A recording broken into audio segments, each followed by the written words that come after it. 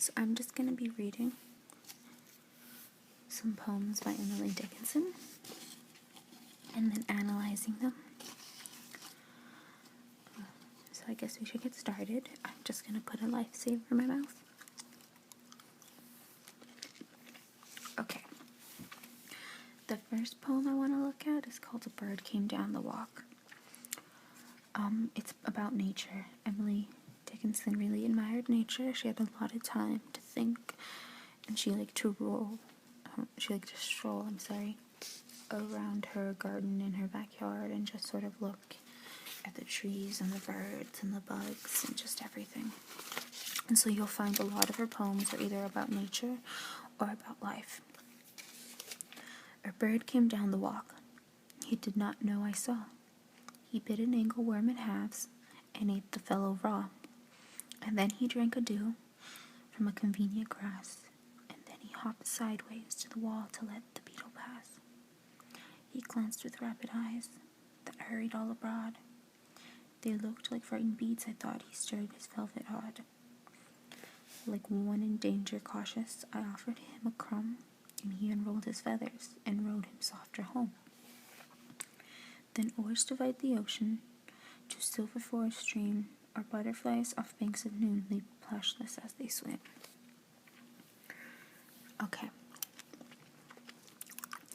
Now the first two stanzas are sort of just a bird being a bird. There's no sort of meaning behind that I can see. It's just a bird being a bird. However, that bird being a bird comes later into play with the whole theme of the poem. So basically, Emily in this poem, which is why I like it so much because it's so creative, she separates the stanzas in a way, because there's 5 of them.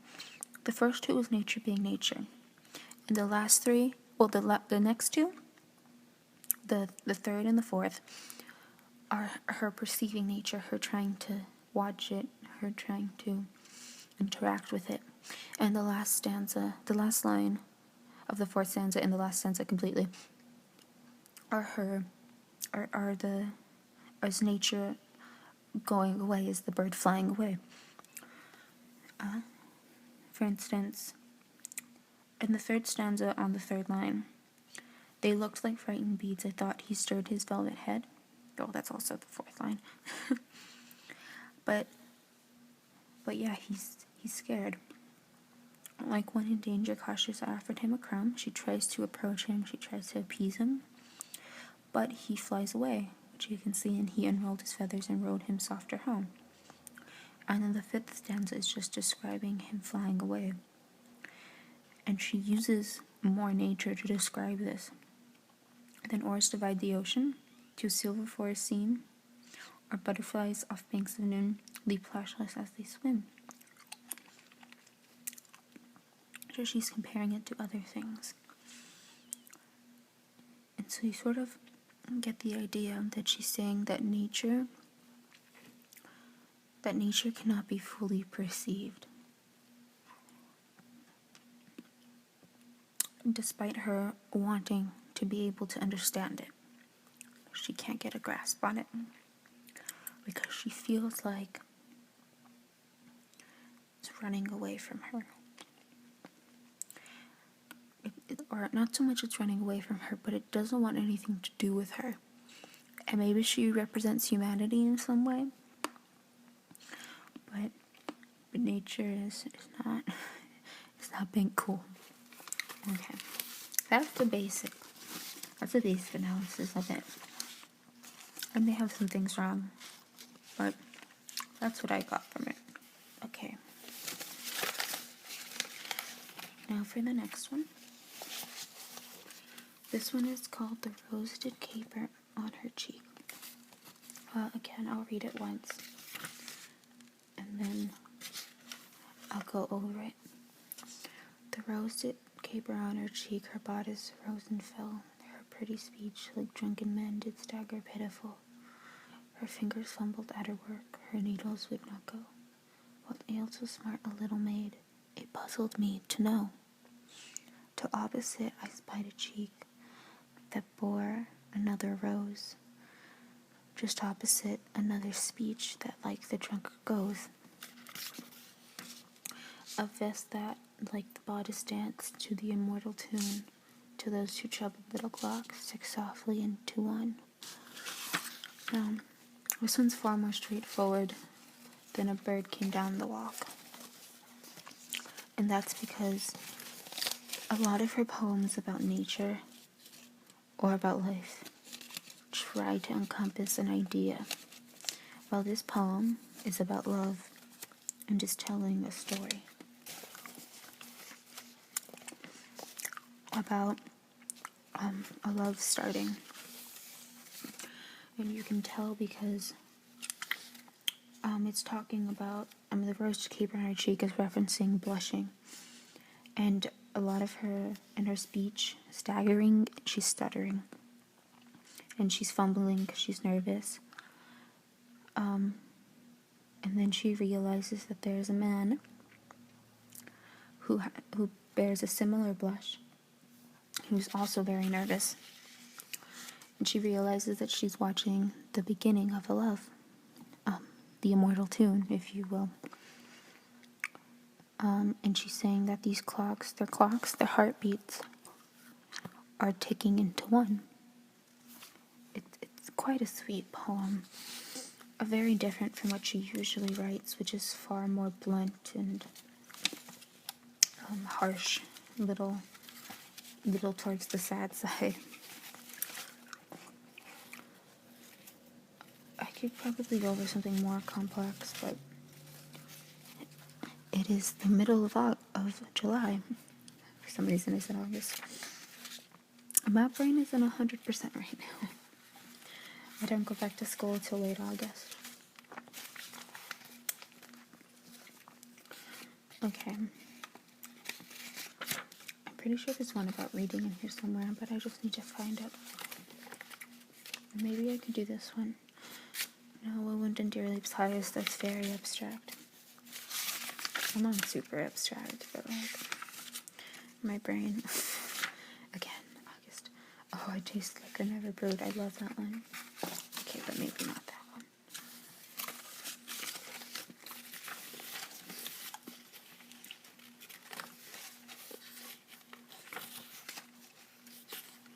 Oh, here it is. There's no for great like a book to take us lands away, nor any coarser like a page of prancing poetry. This traverse may the poorest take without oppressive toll. How frugal is a chariot that bears a human soul. Very sweet poem, a little bit more straightforward. A frigate is a type of ship. So there's no journey like a book to take us lands away, nor any coursers like a page of prancing poetry. I want to say coursers it's again, it's something to do with traveling, but because I analyzed this poem like a year ago for an event I was in.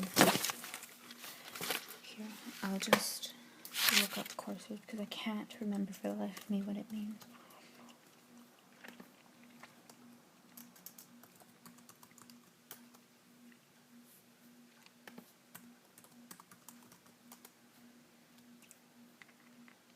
Yeah. A courser is a horse, referencing journey. They can take you far away. This traverse may the poorest take, so this route, even the poor can take without having to pay too much. How frugal is a chariot that bears a human soul. So, she doesn't mean that in a bad way, I don't think, because most people would take that as, how, like, cheap is it to entertain us? But I think she's more pleased by the fact that we're able to amuse ourselves in such a way and be so fascinated by it, and that we're able to express ourselves freely and have other people comment on it and find it, and she likes it. I mean, she's a writer.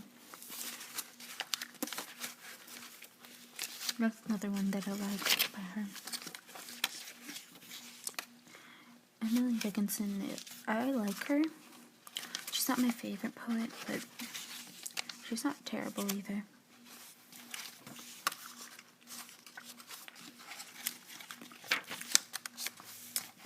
I'm gonna look for another one.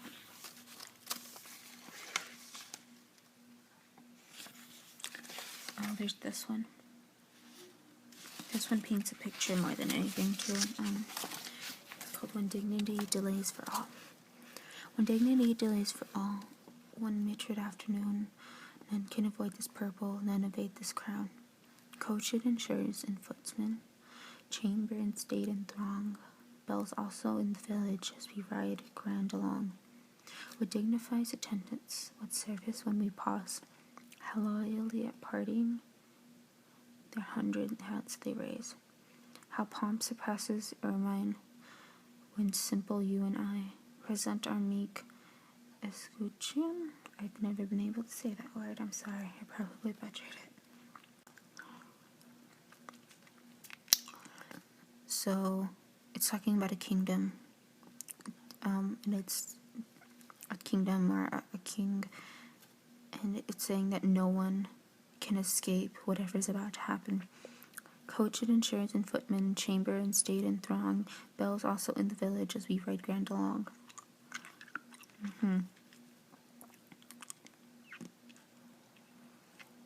Okay, coached insurers and footmen. It's talking about marching through a city to get to, let's see, what dignified bells. Yeah, bells are when you, they would ring them when the army would pass through. What dignified attendance, what service when we pause, how loyally at parting their 100 hats they raise. Yeah.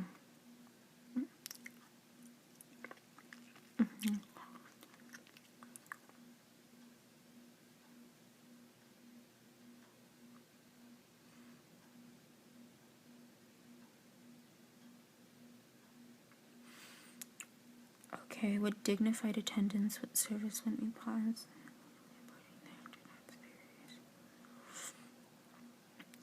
Okay, so this is a war. So they've already passed whatever village they've gone into, and now they're facing their opponent. If you remember from your history classes, there were used to be rules to fighting. So what you would do, if I can remember correctly myself, is you would face each other, and then there would be a signal, and you guys would like go towards each other to make it fair. I believe that this is what this is referencing.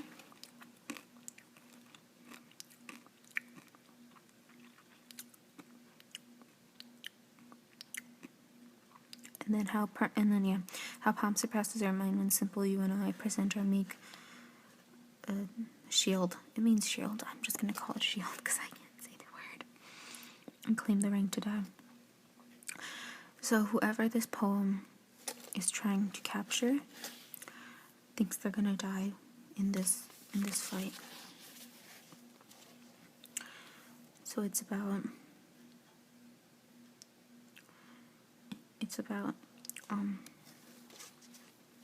going in knowing you're not gonna make it. And this poem, Emily was a Protestant. She did not like fighting. So this is most likely not about an actual battle. Rather more about life and going and fighting and trying to do your best. Even though you know you're not going to make it in the end, you already know what the ending is, but you still try. Even though it's pointless. So she believed that there was life after death. That doesn't necessarily mean she likes the idea of dying. She was just comfortable with it, which is why a lot of her poems deal with death. But in this case, I think she's sort of ignoring that notion to sort of give this poem meaning without it being what's the word I'm looking for? Condescending. Like, she's not trying to explain to them that life doesn't matter because we're all going to heaven. It's more like, I like that even though we know we're all going to end up somewhere different, we still try to make the best out of this situation that we have currently, which is nice. I hope that made sense. I'm trying to put this all into words, but I don't have anything written down, so it's sort of coming from the top of my head. So I think that's all I'm going to go over today. I guess we'll see how this goes.